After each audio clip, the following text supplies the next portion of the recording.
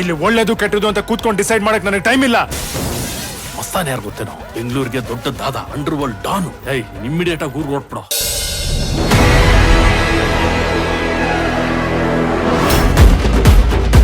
ಏನಾಯ್ತಕ್ಕ?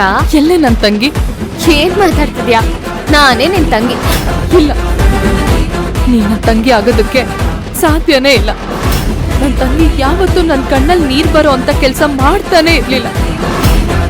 ಇಷ್ಟು ದಿನ ನೀನ್ ನನ್ ಸಿಂಧು ಭೈರವಿ ತರ ವೇಷ ಹಾಕೊಂಡಿದ್ಯಾ ಅಂತ ಅನ್ಕೊಂಡಿದ್ದೆ.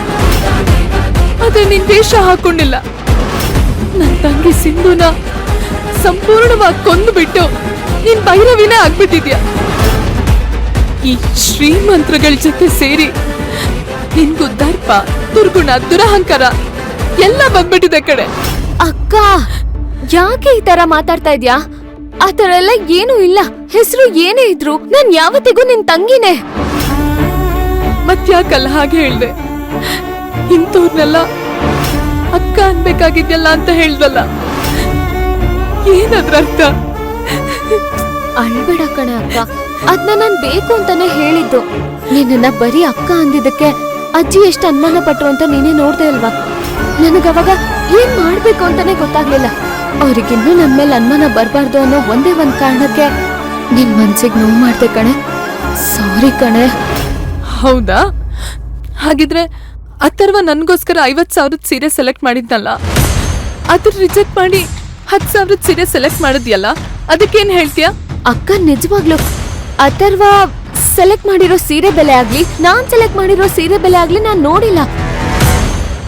ನಾನು ಅದನ್ನ ರಿಜೆಕ್ಟ್ ಮಾಡಿದ್ದು ಅದ್ ತುಂಬಾ ವೇಟ್ ಇತ್ತು. ನೀನೀಗ ತುಂಬಾ ಗರ್ಭಿಣಿ ಕಣೆ ಅಕ್ಕ.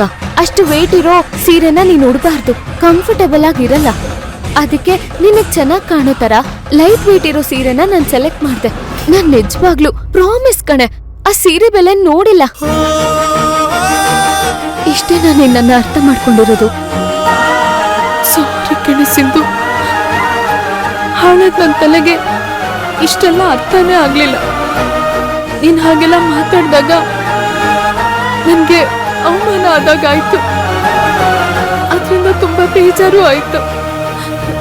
ಅದಕ್ಕೆ ನಿನ್ ಮೇಲೆ ಕೋಪ ಮಾಡ್ಕೊಂಡ್ಬಿಟ್ಟೆ.